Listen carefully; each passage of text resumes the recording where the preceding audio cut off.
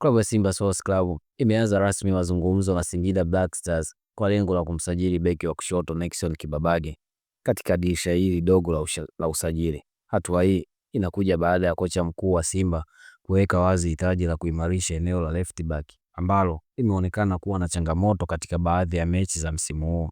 Vyanzo vya karibu na klabu vinaeleza kuwa Simba wamefanya tathmini ya kina na wachezaji kadhaa, lakini Kibabage ameonekana kuwa chaguo sahihi kutokana na kiwango chake kizuri akiwa na Singida Black Stars.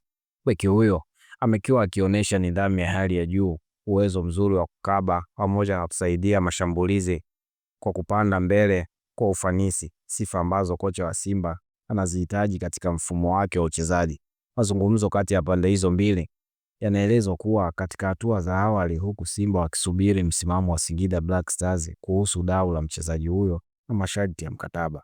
Endapo makubaliano yatafanyika, Kibabage anaweza kuwa nyongeza muhimu katika kikosi cha wekundu wa Msimbazi kuelekea mashindano ya ndani na ya kimataifa. Mashabiki wa Simba wanahimizwa kuendelea kufuatilia maendeleo ya dili hili muhimu. Usisahau kulike, kushare na kusubscribe ili kuendelea kupata habari na matukio motomoto ya kimichezo.